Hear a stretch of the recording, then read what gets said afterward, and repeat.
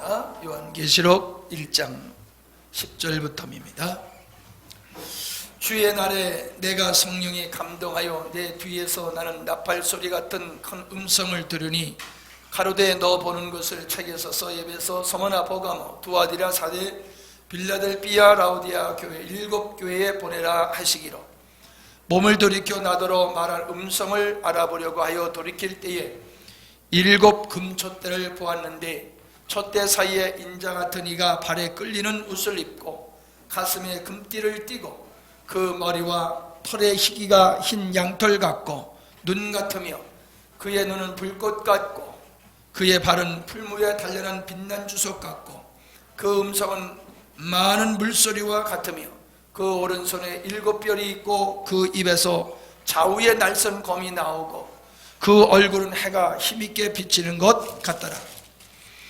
내가 볼 때에 그 발 앞에 엎드려져 죽은 자 같이 되매 그가 오른손을 내게 얹고 가라사대 두려워 말라 나는 처음이요 나중이니 곧 산자라 내가 전에 죽었었노라 볼지어다 이제 세세토록 살아있어 사망과 음부의 열쇠를 가졌노니 그러므로 네 본 것과 이제 있는 일과 장차 될 일을 기록하라. 네 본 것은 내 오른손에 7별의 비밀과 7 금촛대라. 7별은 7교회의 사자요 7 촛대는 7교회니라. 아멘. 오늘 10절부터 20절 네가 본 것, 이러한 말씀으로 우리 계속해서 요한계시록 1장을 살펴보도록 하겠습니다. 사도 요한이 예수 그리스도의 계시를 본 것은 바로 주의 날에 성령에 감동되어서 보았다라고 하는 사실을 우리가 살펴보았습니다. 주님의 날이라고 하는 것은 바로 주님께 속한 날을 의미하는 것입니다. 그리고 성령에 감동되었다라고 하는 말도 성령 안에 있을 때라는 말씀이 될 수가 있습니다. 그러니까 우리 성도들이 주님의 말씀을 듣고 은혜를 받을 수 있는 때가 언제냐? 어떠한 마음의 상태에 있을 때에 우리가 주님의 역사를 보고 듣고 할 수 있느냐라고 하는 것을 우리에게 보여주시는 말씀입니다. 사도 요한이 장차 될 일을 보는 것도 주님의 날에, 주님께 속한 날에 성령 안에서였다라고 하면은 그 기록된 말씀을 듣고 깨닫는 것도 우리가 주님께 속하고 성령의 이끌리심을 받을 때 성령 안에서 성령의 조명을 통해서만 우리는 기록된 말씀들을 깨달을 수 있다는 사실입니다. 하나님의 말씀을 잘 전해서 깨닫는 게 아니라 하나님의 말씀은 성령의 빛비침이 있지 아니하면 깨달을 수가 없는 거예요. 여러분이 말씀을 들을 때에, 여러분이 말씀을 읽으실 때에 그 말씀의 은혜를 받지 않는 것은 여러분의 성령 안에 있는 게 아니에요. 여러분의 심령이 주께 속한 자로 있지 아니하면은 보아도 모르고 들어도 모르는 겁니다. 그래서 우리는 이 기록된 말씀을 성령 안에서 받는 모습이 매우 중요한 줄 믿습니다. 우리가 요한계시록을 쭉 읽어 나가면은 사도 요한이 늘 하는 얘기가, 자주 하는 얘기가 뭐냐 하면은 내가 봄에 이라는 말씀이 수없이 나와요. 여러분, 아무리 주님이 역사하셔도 우리가 볼 수 있는 눈을 갖지 않으면 안 돼요. 2장 3장에서는 7교회를 향하여서 우리 주님이 하시는 말씀이 뭐예요? 들을지어다라거든요. 아무리 주님이 우리에게 말씀하셔도 우리가 들을 수 있는 귀가 있지 아니하면 깨달을 수가 없다는 겁니다. 성령 안에서 볼 수 있고 들을 수 있는 영적인 귀, 성령 안에 있을 때 비로소 소유하게 되어지고 우리는 그 말씀을 깨닫고 말씀의 은혜를 받고 말씀의 공급을 통해서 우리의 영혼이 기뻐하며 즐거워하며 능력 있는 심령으로 성장하게 될 줄 믿습니다. 요한이 계시록에 기록한 것들은 그가 주님 안에서 본 계시, 즉 경험한 것들이라는 거예요. 우리가 말씀의 교제를 나눌 때에도 동일합니다. 우리가 그냥 기록된 말씀을 전하면 별 능력이 없어요. 그래야 자기가 주 안에서 주님과 더불어 살아가면서 경험한 부분들을 가지고 다른 사람들한테 예수님을 증거하게 되어지면 힘이 있습니다. 누가 그러더래라가 아니라 내가 말씀대로 살아보니까는 이래. 그래서 자기가 경험한 것을 하나님의 역사하신 거라고 증거할 때는 은혜와 능력이 있는 줄 믿습니다. 우리는 그러한 경험된 것으로, 보고 들은 경험된 것으로 우리는 말씀을 전하는 능력자가 되어야 될 줄 믿습니다. 자, 요한이 들은 음성의 내용은 요한이 본 것이라는 겁니다. 요한이 본 것을 기록하라고 그랬습니다. 예수 그리스도의 증인은 바로 내가 경험한 예수님을 섬기고 그분과 더불어 살아가는 삶, 그 주님과 더불어 살아가는 삶이 예수 그리스도의 증인된 삶이다라고 하는 것입니다. 설교도 마찬가지입니다. 그냥 말씀을 연구해서 그냥 이렇게 전하는 부분도 있지만은 그 말씀이 우리의 가슴에 다가올 수 있는 것은 뭐냐 하면은 설교하는 설교자가 그 말씀의 경험이 있을 때에 그 말씀에 확신이 있게 되어지는 겁니다. 자, 여기 보면은 음성이 나는 것을 돌아보니까는 바로 예수님의 모습이 보이는 거예요.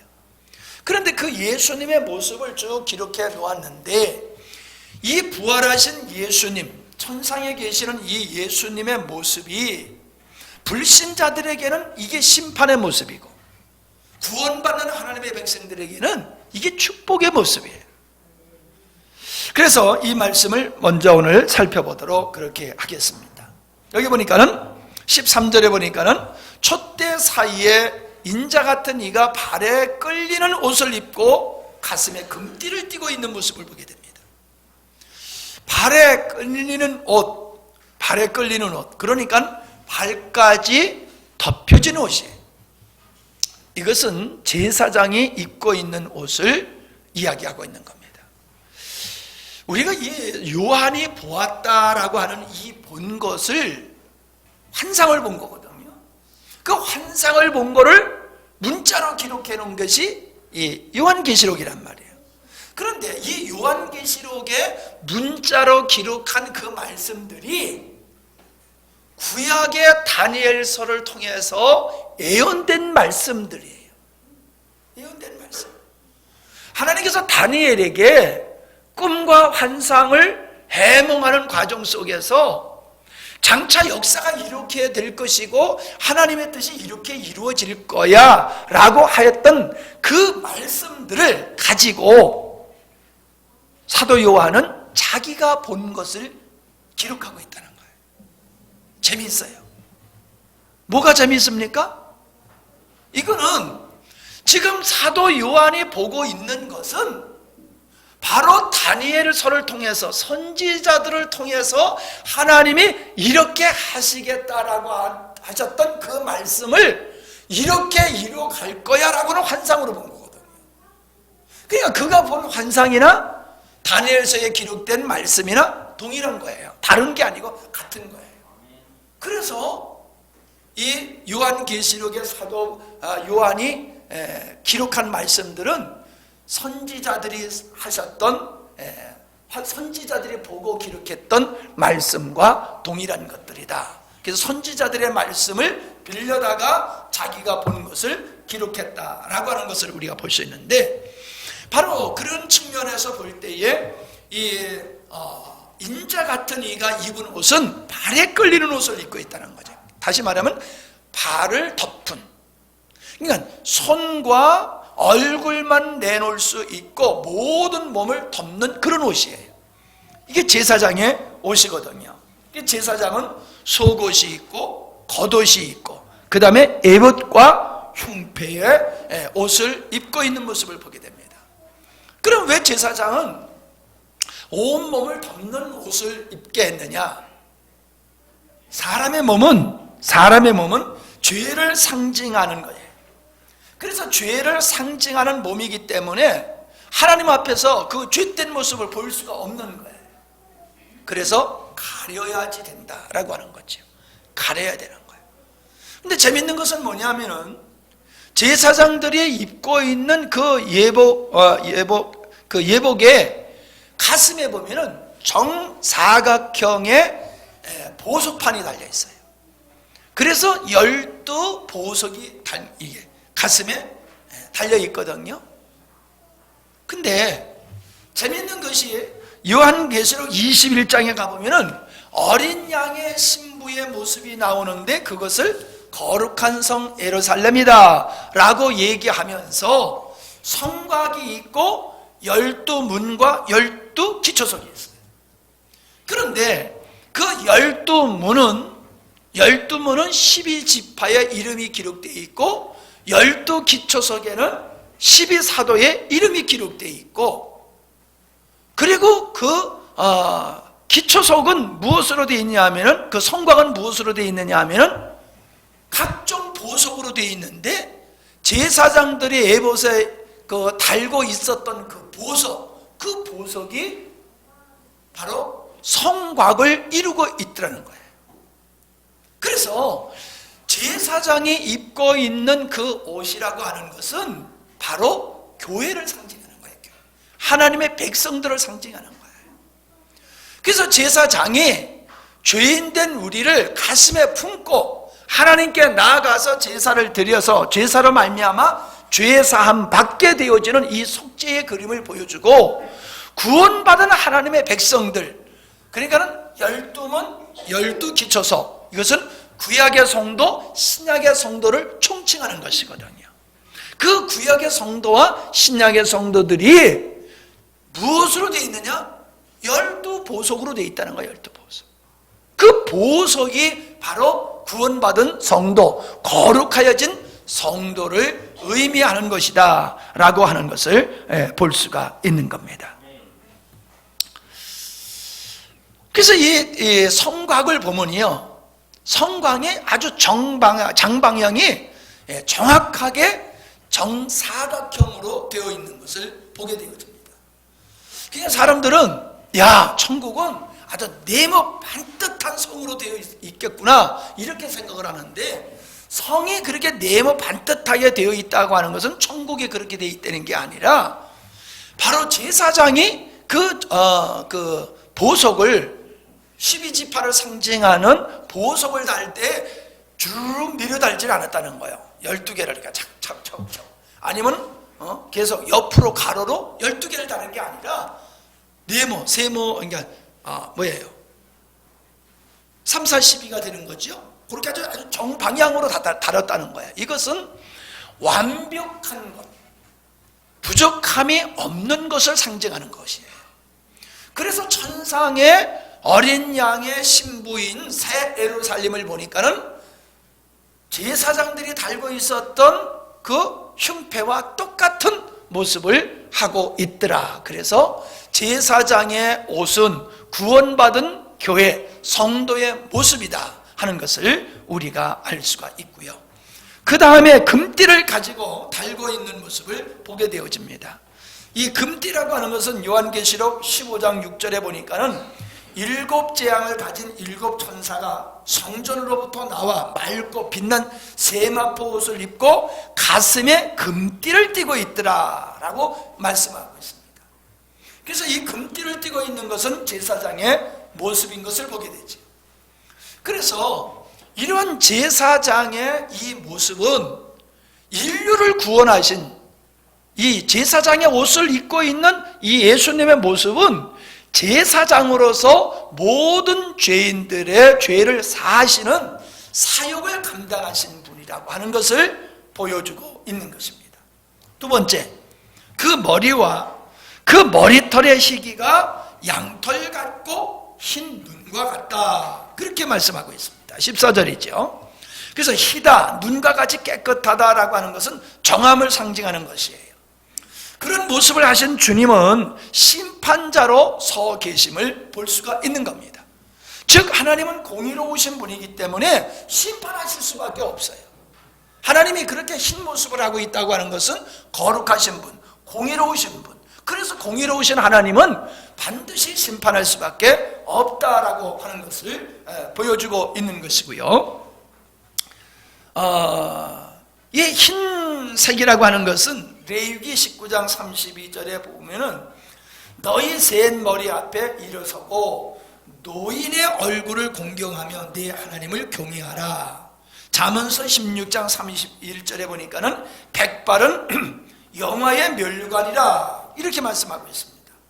그래서 하나님의 모습은 흰 모습으로 나타나요. 그러니까는 사람들이 하나님은 머리가 허옇게 신 산신령과 같은 노인에게구나, 이렇게 생각하시는 분이 있어요. 하나님은 모형이 있는 분이 아니잖아요. 영이시기 때문에 몸을 가지고 있는 분이 아니에요.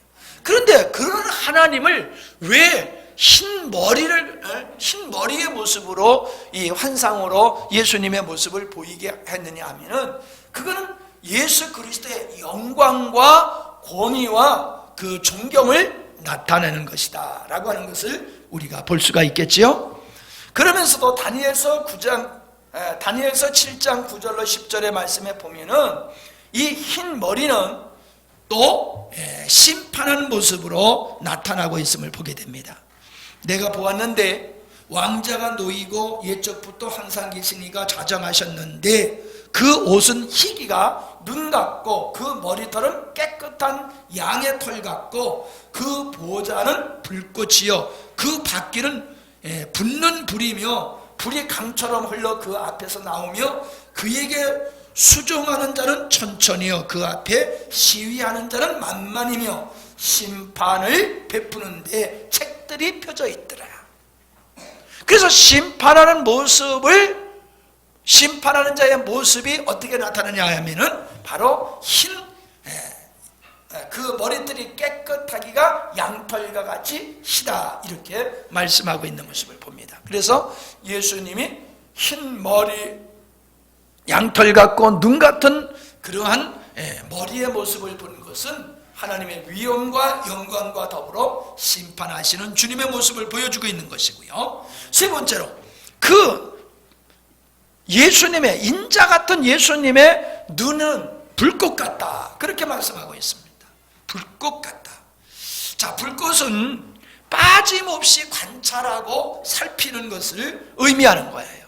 독수리가 위에서 이렇게 관찰하듯이, 부리부리한 눈으로 관찰하듯이, 졸지 아니하고 관찰하듯이, 하나님의 눈이 불 같다고 하는 것은 피곤치 아니하고 건비치 아니하고 졸지 아니하고 우리들의 모든 일거수일투족을 다 보고 계시는 분이며 그 진노의 모습을 나타내는 것이기도 합니다.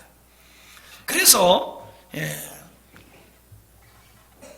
요한계시록 19장에 보면은 심판의 모습이 나오게 되는데, 포도주 틀에 포도주를 밟아가지고 그 포도가 터지는 모습이 심판받는 모습으로 표현하고 있거든요.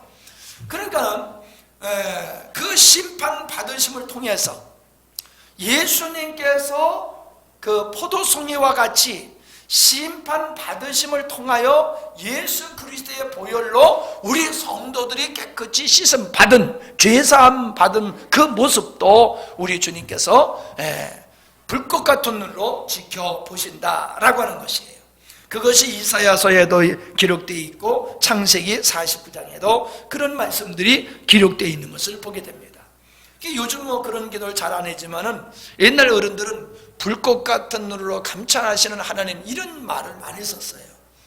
정말로 여러분, 우리가 불꽃 같은 눈으로 나를 지켜보시는 하나님이라고 했을 때는 상당한 위로와 또한 두려움이 함께 우리에게 다가올 줄 압니다.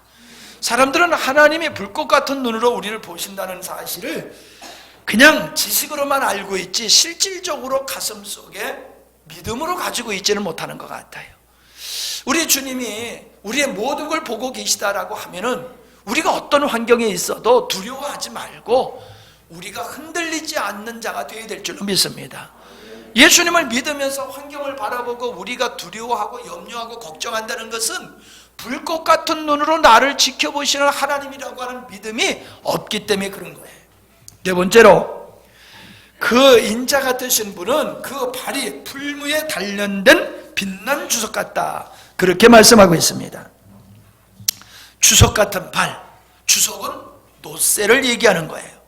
그래서 노새라고 하는 것은 능력, 권위, 주권을 상징하는 것이거든요. 그러니까는 이 노새의 발, 인자의 발을 노새의 발로 보여주신 것은 심판하시는 주님의 능력을 표현하고 있는 것임을 보게 되어집니다. 그런데 요한계시록 10장 1절로 2절에 보면은 이 힘센 천사가 구름을 입고 하늘에서 내려와서 그 얼굴은 해 같고 그 발은 불기둥 같으며 그 손에 펴져 놓은 작은 책을 들고 오른발은 바다를 밟고 왼발은 땅을 밟고 있는 모습이 나와요. 천사가. 그러니까는 이 모습은 바로 예수님의 모습을 우리에게 보여주고 있는 것인데, 바다와 땅을 오른발과 왼발로 노새와 같은 발로 밟고 있다고 하는 것은 이 우주를 통치하시는 우리 주님의 모습을 이야기하고 있는 것이고, 심판하시는 우리 주님의 모습을 우리에게 보여주고 있는 거죠. 그래서 우리가 히브리서 10장 13절에 보더라도 원수를 발등상이 되기까지 보좌에서 기다리고 계시는 이 모습을 말씀이 있는데, 그게 이사야서에 있는 말씀이에요. 그 이사야에 있는 말씀을 히브리서 기자가 그걸 그대로 인용해서 기록한 것을 우리가 볼 수 있는데, 이 노새와 같은 발을 가지고 계시는 주님의 모습은 우주를 통치하시고 마귀를 멸하시는 능력자인 것을 우리에게 보여주고 있고요. 다섯 번째, 15절에 보면은 그 음성을 들었더니 많은 물소리가 왔다는 거예요. 많은 물소리가 왔다는 건 뭐예요? 폭포수와 같다는 거지요. 우리가 장마가 지게 되어지면 물이 그냥 계곡에서 막 내려갈 때 보면은 물 내려가는 소리가 엄청 나잖아요. 그저 물 졸졸졸졸 내려가는 물은 뭐 소리도 별로 안 나지만은 큰 물이 막 쏟아지면은 천둥치는 소리 같잖아요. 그래서 그 음성이 어떻게 들리냐면 그냥 천둥치는 소리와 같이, 큰 물이 폭포에서 떨어지는 소리와 같이 그렇게 들렸다는 거예요. 그것은 우리가 구약의 말씀을 보면요, 하나님의 음성을 항상 많은 물소리로 표현하고 있는 거예요. 그래서 하나님의 음성이 권위가 있고 능력이 있고 위엄과 권세가 있는 것임을 보여주고 있는 거지요. 그래서 그 예수님의 음성이 하나님의 음성과 같다라고 하는 것은 바로 예수님이 바로 하나님과 동급이다, 하나님과 동일한 위치에 계신 분이다 라고 하는 것을 표현해 주는 거지요. 그 다음에 여섯 번째 보니까는 그 입에서 좌우에 날선 검이 나와요. 입에서 검이 나와. 입에서 칼이 나온다니까요. 입에서 칼이 나온다는 게 뭐예요? 계시록 19장 15절에 보니까는 그 입에서 이한검이 나오니 그것으로 만국을 지겠고 친히 저희를 철창으로 다스리며 또 친히 하나님 곧 전능하신 이의 맹렬한 진노의 포도틀을 밟겠고. 자, 이런 말씀이 있음을 통해서 우리는 그 인자의 입에서 나오는 좌우의 날쌘 검과 같다고 하는 것은 바로 심판하는 검, 하나님의 말씀으로 심판하는 것임을 보여지게 되어집니다. 그래서 우리는 이 하나님의 말씀이 늘 우리에게는 축복된 말씀이지만은 믿지 않는 자들에게 하나님의 말씀은 심판을 선포하는 그 심판의 말씀인 것을 우리가 성경에서 많이 찾아볼 수가 있는 겁니다. 일곱 번째로, 그 인자의 얼굴을 봤더니 해같이 힘있게 올라오더라 그랬어요. 사람들이 얼굴을 보면요, 마음의 상태를 볼 수 있잖아요. 자신감 있는 사람은 어때요? 얼굴이 힘이 있어요. 근데 자신감 없는 사람은 얼굴이 푹 죽고 힘이 없어요. 푹 처져 있어요. 자, 다니엘서 10장을 보게 되어지면은 이스라엘의 천사들이 이스라엘의 전사로서 싸우는 이런 모습들이 기록되어 있는 것을 보게 되어지거든요. 그러니까는 예수님을 상징하는 것이 구약에서의 전사의 모습인 것을 우리가 알게 되어지는데, 그러니까는 전쟁터에서 힘있게 싸우는 전사의 얼굴과 같은 얼굴, 그것이 바로 얼굴이 해같이 빛난다, 힘이 있다, 이렇게 말씀을 하고 있는 거예요. 그래서 우리 주님은 전사로서의 주님이다. 마귀를 멸하고 죄를 멸하고 그런 사망 가운데 있는 자들을 구원하시는 이 전사의 모습이라는 거지요. 그래서 예수님은 이 땅에 마귀를 멸하러 오셨다고 그랬잖아요. 마귀를 멸하러 오셨다. 그 전사라는 거예요. 우리는 전사이신 이런 예수님을 통해서 우리는 죄의 속박으로부터 벗어나고 죄의 권세로부터 자유함을 얻게 된다라고 하는 것을 우리가 볼 수 있습니다. 자, 그러면서 이제 17절부터 보면은 나는 처음이요 나중이다.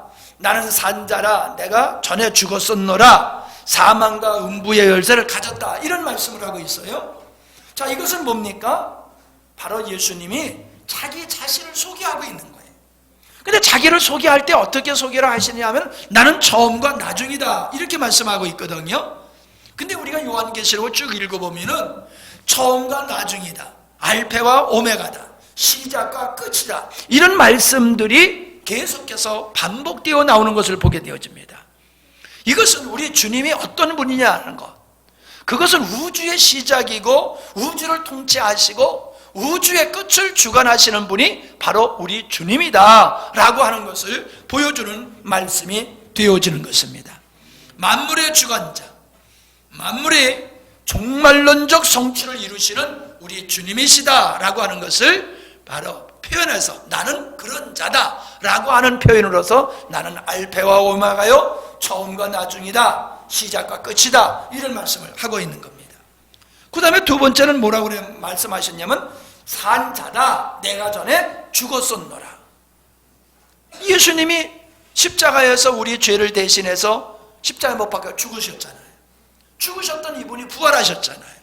그래서 예수님은 산자다, 나는 살아있는 자다, 내가 살아있는 것은 영원한 하나님이다 라고 하는 것을 말씀해주고 있는 거지요. 그러면서 사망과 음부의 권세를 가졌다, 이것은 사단의 권세를 제어하는 능력자다라고 말씀하고 있는 거죠. 이 세상에 마귀를 이길 자가 어디 있습니까? 귀신 들린 자를 고치는 사람은 없어요. 근데 예수 그리스도로 말미암아 우리는 귀신을 축사해서 쫓아냅니다. 왜 그렇습니까? 사망과 음부의 권세를 가지고 계신 그 예수 그리스도의 이름을 우리가 가지고 있고 그분 안에 우리가 있으므로 우리는 그분이 가지신 권세와 능력으로서 마귀를 멸하게 되는 줄 믿습니다. 우리 주님이 사망과 음부의 권세를 이길 수 있는 것은 사망의 권세를 가진 마귀를 부활하심으로 말미암아 이기셨기 때문이다 라고 하는 것을 우리가 알 수가 있죠. 자, 그래서 요한이 본 그 인자이신 예수님의 모습, 그리고 예수님이 스스로 자기 자신을 가리켜서 나는 이런 자다라고 하는 이것은 굉장히 중요한 거예요. 요한계시록의 내용이 중요하기도 하지만은 사실은 요한계시록 내용이 중요한 이유는 그 계시하신 분이 예수님이기 때문에 그런 거예요. 예수님이 계시하셨고 예수님이 계시하신 그 내용이 당신에 대한 말씀이었다는 거예요. 그렇기 때문에 아까도 조금 전에 사도 요한이 보았던 예수님의 모습, 주님의 자신을 가리켜서 하셨던 그 모습을 보니까는 이분은 하나님이시라는 거지요.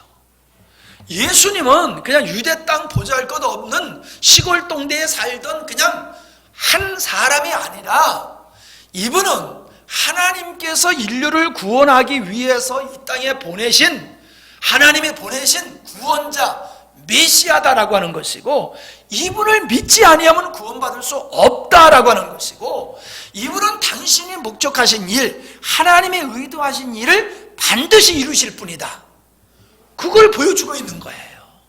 예수님이 자기를 소개하신과 자기의 모습을 요한에게 보여준 그것은 내가 이런 자다, 그러니 너희가 내가 앞으로 장차할 이런 모든 일들은 반드시 이루어질 거니까는 이걸 가볍게 여기지 말라는 거예요. 그리고 내가 너에게 언약한다는 것은 반드시 지킬 거니까 너희가 고난과 환난을 당한다고 해서 두려워 염려하지 말라는 거예요. 내가 반드시 이런 능력자인 내가 너와 함께 할 테니까 두려워하지 말아라, 염려하지 말아라, 이기는 자가 되어야 된다, 그런 말씀을 하고 계심을 보게 됩니다. 자, 이런 말씀, 이러한 주님의 모습을 보았던 이 사도 요한이 17절에 보니까는 주님의 모습을 본 후에 그는 땅에 엎드러지게 됩니다. 그 발 아래 엎드렸어요. 예수님의 발 앞에 엎드려서 죽은 자같이 되었어요. 죽은 자같이 되었어요. 우리가 성경에 보면 이사야도 하나님의 영광을 보고는 죽은 자같이 나는 화로다라고 얘기했고요. 솔로몬 성전에서 그 낙성식, 즉 봉헌식을 집례했던 제사장들도 하나님의 영광이 그 성전에 충만히 임할 때에 그것을 보고 서 있을 수가 없었어요.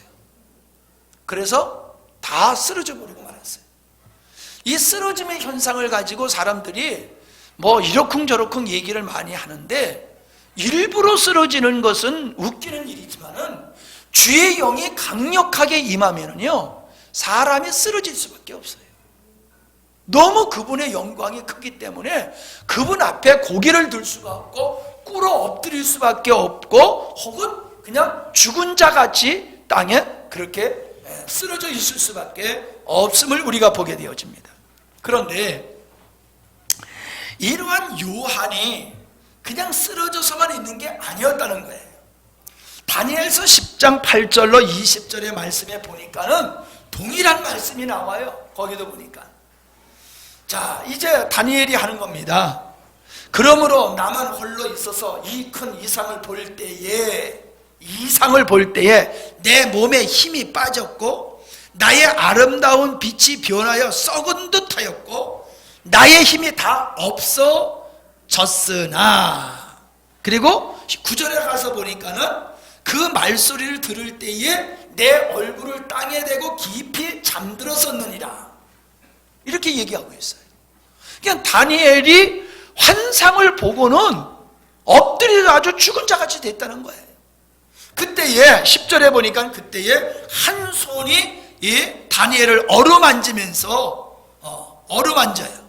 그리고 어루만질 때에 그 다니엘이 떨고 있으니까 그가 내 무릎과 손바닥이 땅에 닿게 일으키고, 손바닥이 땅에서 닿게 일으키고 내게 이르되, 은총을 크게 받은 사람 다니엘아, 내가 네게 이를 말을 깨닫고 일어서라. 깨닫고 일어서라. 내가 네게 보내심을 받았느니라. 그가 내게 이 말을 한 후에 내가 떨며 일어서며 그가 이르되 다니엘아 두려워하지 말라. 이런 말씀을 쭉 얘기하고 시간이 없어서 이제 그냥 간단하게 그 앞에 말씀을 안 읽겠습니다. 중간에 말씀은 19절에 보니까 가로되 은총을 크게 받은 사람이여 두려워하지 말라. 평안하라. 강건하라. 강건하라. 그가 이같이 내게 말하며 내가 곧 힘이 나서 가로되 내 주께서 나로 힘이 나게 하셨사오니 말씀하옵소서. 힘을 얻어요. 이제 손을 얹고 강하라 강하라 라고 말씀해 주신 그 위로의 말씀을 들은 후에는 이 다니엘의 힘을 입고서 일어서는 모습을 보게 되지요. 자, 이러한 모습은 네 가지로 분류할 수가 있어요. 첫째는 환상을 보았다. 두 번째는 환상을 보고 두려워하고 얼굴을 땅에 떨구었다. 세 번째는 천상적 존재로부터, 천사나 하나님으로부터 힘을 얻게 되었다. 네 번째는 그래서 힘을 얻고 나가서 사역을 했다라고 하는 것을 보게 됩니다. 근데 17절 말씀, 우리 요한계시록 1장 17절 말씀해 보더라도 동일한 모습을 볼 수 있어요. 한번 보세요. 17절. 내가 볼 때 그 발 앞에 엎드려져. 자, 뭘 봤어요? 봤죠? 내가 볼 때에. 자, 뒤에서 음성이 닿아서 돌아봤더니 예수님의 모습이 보였어요. 내가 그 예수님의 모습을 보고서, 요한이 보고서 그분 앞에 엎드렸어요. 그래서 죽은 자 같이 됐어요. 그랬더니 그가 오른손을 내밀어서 요한의 어깨 위에 이렇게 올려놓고 가로되 두려워하지 말아라 라고 하면서 위로와 힘을 주는 모습을 보게 되어지지요. 이 오른손이라고 하는 것은 항상 그 권능과 권세를 상징하고 있는 것을 우리가 알 수가 있어요. 그래서 하나님께서, 예수님께서 이 사도 요한에게 등허리에, 어깨에 손을 얹었다고 하는 것은 위로하고 격려하고 힘을 더하여 주는 거예요. 그러니까 우리도 이렇게 좀 힘들어하는 사람은 등허리를 두들겨주면서 힘내 이렇게 두들겨주잖아요. 그러니까 우리 주님이 요한에게 야, 너 이렇게 두려워하지 마라, 겁내지 마라, 괜찮아, 너는 힘을 얻어가지고 네가 본 걸 기록해야 돼, 두려워하지 말고 힘을 내서 네가 본 걸 기록해, 이렇게 말씀하고 있는 거예요. 여러분, 이것은 우리 성도들이 가져야 할 모습입니다. 먼저는요, 하나님의 영광 앞에서 우리는 죽은 자와 같이 우리는 겸손해야 됩니다. 아멘? 하나님 앞에서 팔팔 살아가지고 그냥 막 하나님을 향해서 사태질하고 교회에서 그냥 자기 맘대로 하고 싶은 대로 막 하는 사람이 있어요. 그건 하나님의 영광을 보지 못했기 때문에 그렇게 교만하고 기고만장한 거예요. 그러나 하나님의 영광을 본 사람은요, 벙어리가 되는 거예요. 네?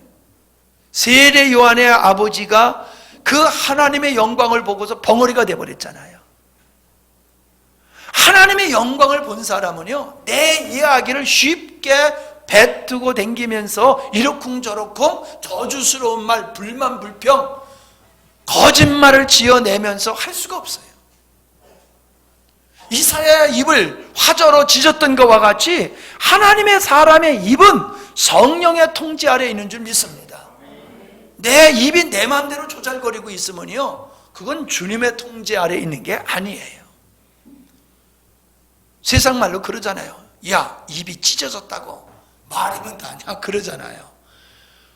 말할 수 있다고 우리가 말을 함부로 하는 게 아니라는 거예요. 하나님의 사람은 그 입술이 죽게 있습니다. 두려워할 줄 알아야 돼요, 성도들은. 하나님 앞에서. 그러면서도 하나님께서는 그러한 자에게 나는 죄인으로서이다 라고, 나는 망하게 됐습니다 라고 했을 때에 그런 사람에게 하나님의 위로가 오는 거예요. 하나님의 능력이 오는 거예요. 그리고 그 입술을 쓰시는 거예요. 이제 내가 말하라, 나가서 말해라, 전파하라. 그 말이 능력이 있는 거예요. 하나님의 영광을 본 사람의 말은 능력이 있어요. 말을 잘해서 능력이 있는 게 아니에요. 말의 능력이 말 잘하는 데 있는 게 아니라 그가 하나님의 영의 이끌림을 받아가지고 하나님의 영광 앞에 서게 되어지면은 그의 입술은 권세가 있는 줄 믿습니다. 그래서 우리는 자주 많은 건 보지 못하지만은 우리는 기록된 말씀을 통해서도 그런 사례들을 많이 보잖아요. 사도들이 그냥 말씀을 할 때에 그 말씀대로 막 이루어졌잖아요. 하나님께서 말씀을 하시니 천지 만물이 창조되듯이 사단이 그냥 베드로가 너 죽을 거야 그러니까 아나니와 삽비라가 거짓말하다가 그 자리에서 부부가 다 죽어버렸지요. 그냥 말하는 대로 그냥 돼버렸잖아요. 귀신도 그냥 야 나가 그러니까 찍소리 못하고 그냥 나가버렸잖아요. 아멘? 아멘. 성경에 보면 하나님의 영광에 충만한 사람이 말을 해버리면 그냥 그 돼버리는 거예요. 에스겔 37장에도 보면은 그 골짜기에 있는 그 마른 뼈들에게 그냥 에스겔이 대연을 하는 거예요. 그냥 말을 하는 대로 그냥 마른 뼈들이 막 살아나가지고 군사가 되어지는 모습을 환상으로 보는 거예요. 그건 이스라엘의 회복을 얘기하는 거지만은, 믿는 자들, 하나님의 영광 가운데 있는 자들의 입술은 이게 능력이 있음을 믿으시기를 바랍니다. 지난번에 여기 까마귀 죽어 있는 거 봤어요? 형원이 못 봤어요? 까마귀 죽어 있는 거? 네? 네. 하루는 사모님이 저 까마귀 때문에 내가 아주 그냥 못 살겠다고. 왜 그렇게 기도하는데 까마귀가 와가지고 여기 앉아가지고 그렇게 울어대는지, 까마귀를 위해서 그냥 하나님 앞에 기도하면서, 주님 저 까마귀 좀 죽게 해주세요. 까마귀가 와서 짖지 못하게 해주세요. 그랬더니 그 다음날 안 짖더래. 그런데 내려가다 보니까 까마귀가 다 죽어 있더라고, 저 밑에. 어디 가서 쥐약 먹고 죽었는지 어째 죽었는지는 모르겠지만 어떻든지 간에 까마귀들이 다 죽어서 저 밑에 있더라고요. 난 그래서 여러분도 좀 본 줄 알았지. 효원이가 못 보면 볼 사람 없지 뭐. 그래서 이야 당신 세다. 내가 그리고 농담을 했어요. 모르겠어요. 그게 진짜 기도의 응답으로 하나님께서, 야 내 사랑하는 딸 기도하는데 이놈아 너 왜 이렇게 시끄럽게 울어? 그래서 하나님이 했는지, 이게 늙어서 죽었는지 뭐 어쩌는지 모르지만 어떻든 시간에 한 마리도 아니고 몇 마리가 죽었더라고요. 그래서 또 까마귀가 와서 울지를 않아. 그렇게 많이 까마귀가 막 울고 난리를 치더니 요즘은 까마귀가 범접을 안 해요. 하나님이 계엄령을 펴셨나 봐. 어디를 여기 와서 이것들이 그냥 깍깍대느냐고요. 여기 들어오면서 여러분, 무당들이, 이 골짜기가 무당들이 굿을 많이 해던 골짜기예요. 보면은 영감 있는 골짜기 같지 않아요? 바위가 있고 물이 흐르면 영감 있는 것이야. 거기는 반드시 무당들이 가가지고 정성을 들이는 곳이에요. 그 우리 처음에 왔을 때는 돼지 대가리가 많았어요. 여기다 촛불 켜놓고 둥당둥당하고 많이 그랬어요. 근데 이게 말이 안 되잖아요. 위에 주님이 계신 성전이 있고 예배드리는 거룩한 처소가 있는데 들어온 입구에 그 지저분하게 귀신 섬기는 그런 것들이 있으면 안 좋잖아요. 그래서 오고 가면서 예수의 이름은 무당들은 이제 걸음도 그냥 못할지어다, 그냥 다 악한 잡귀들은 다 떠나갈지어다 계속 저주하고 댕기니까는, 거기다 목사님이 써붙여 보세요. 무당들은 절대로 여기서 굿하지 마세요. 목사 100 이래면은 띠거지로 올라올 거라. 네가 뭔데 우리가 여기 와서 하는 건 못하게 하느냐고, 이 골짜기가 네 거냐고 그러면서 아마 함양에 있는 무당들이 다 올라와서 데모했을 거예요. 근데 하나님께서 역사하시니까는 아이고 이게 뭐 신이 안 내리는지 뭐 어째는지 간에 없잖아요. 안 하잖아요. 여러분이 그런 믿음을 가지시기 바랍니다. 우리가 주 안에 있을 때 우리 입술은 우리 입술이 아니에요. 아멘? 그러니까 이게 여러분 기도 참 하고 은혜 가운데 있는 사람 말을 이게 잘 들어야 돼요. 그리고 또 함부로 저주해서도 안 돼요. 함부로 저주해도 안 돼요. 그런 저주하는 말은 주님이 안 들으셔야 되는데 또 주님이 또 그걸 들어버리시면은 골치 아프잖아요. 들으실지 안 들으실지 하나님이 하실 일이지만은, 우리는 성경에서 뭐라 했어요? 제자들에게 전도회라 갈 때 그 집에 들어가면서 뭘 빌어주라 그랬어요? 평안을 빌어줘라. 내가 평안을 빌어주면은 하나님이 역사하신다는 거예요. 그게 성령의 사람의 입술을 주님이 쓰신다는 거거든요. 아멘? 그 주의 종의 입에서는요 축복된 말씀이 자꾸 나가도록 해야 돼요. 목사님 성질 더럽다고만 그러지 말어. 짜증나게 하지 말란 말이요. 속상하게 하지 말란 말이요. 경영이 형제 자꾸 예배드리러 나가지 말란 말이요. 아멘? 우리는 은혜로운 입술이 되고 그 은혜로운 입술이 능력 있는 입술이 될 줄 믿습니다. 8시까지만 하도록 하겠습니다. 자, 그 다음에 보니까는 이러한 주님의 모습이 어디에 있느냐라고 하는 걸 보니까 그만할까요? 네? 사모님 그만할까요? 더 할까요? 난 제일 무서운 사람이 사모님이에요. 네. 아니 근데 시간이 많이 갔어요. 벌써 50분이거든.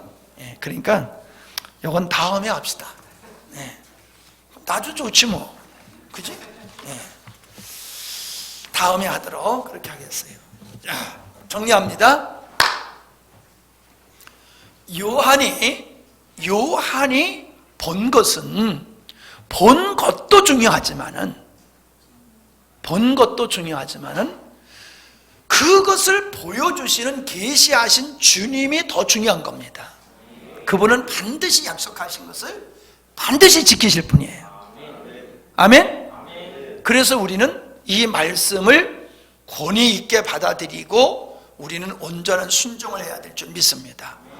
그런데 요한이 주께 사로잡힌 상태에서 그 성령에 사로잡힌 상태에서 이 주님의 모습을 보고 장차 이루실 일을 본 것 같이 우리는 그 본 것을 기록한 것을 읽을 때에 동일하게 성령에 감동된 상태에서 봐야 되고 들어야 될 줄 믿습니다.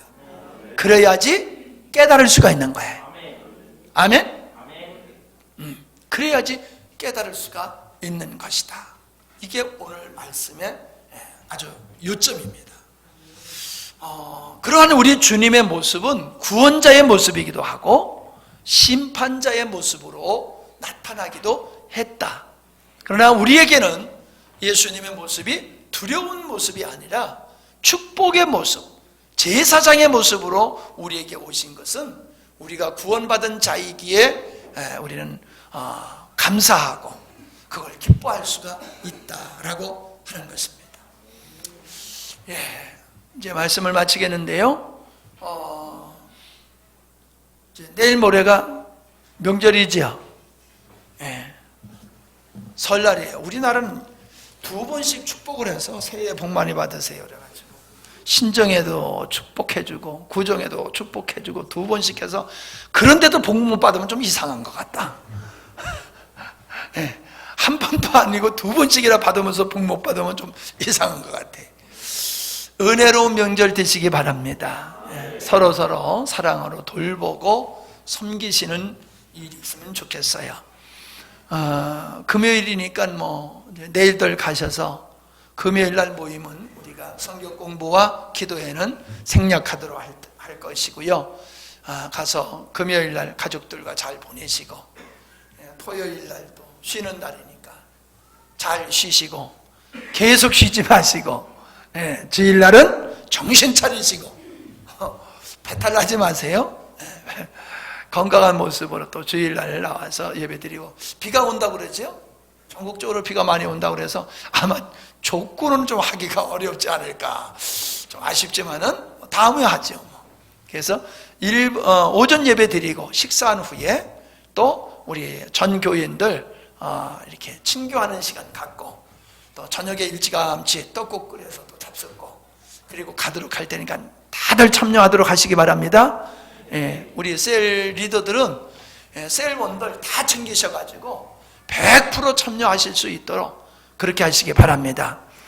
요즘 이렇게 이사 가신 분 이리저리서 안 나오시는 분들 있어가지고 좀 많이 좀 줄었잖아요. 우리 모이는 게 좀 이런 기회에 낙심된 분은 새 힘을 얻을 수 있도록 열심히 챙기시고 우리 주한이 형제도 좀 챙기죠. 주한이 형제도 좀 챙겨서 좋은 사람인데 어째 요즘 안 나와? 용대 형제 좀 한번 좀 찾아보셔요. 어저께 그 최태숙 집사님 어머니가 무릎 수술하셔가지고 병문안 갔다 왔는데 울산이었어요. 그래서 울산까지 그냥 하루 종일 갔다 왔는데 아주 좋은 시간이었어요. 가서 우리 고향 목사님도 만나서 식사도 하고 또 병원 신방도 하고 아주 은혜로운 좋은 시간이 됐어요. 위에서 여러분들이 기억해 주시고 우리 최울석 성도님 위에서 계속 기도해 주시고 이 전사님을 위해서 또 여러분들을 위해서 연약한 분들을 위해서 계속 기도해 주시기를 바랍니다. 이영하 목사는 잘 있다고 또 화상으로 통화도 하고 그랬어요. 그래도 뭐 밴드에 글도 올리고 그러대. 좋더구만. 우리 임덕길 아버지 요한이 봤던 주님, 그가 보고 기록한 모든 말씀들을 우리가 읽고 들을 때에 주의 영에 감동되어 우리도 잘 깨닫게 해주시고 그 말씀을 붙잡고 살아갈 수 있는 저희들이 되게 하여 주시옵소서.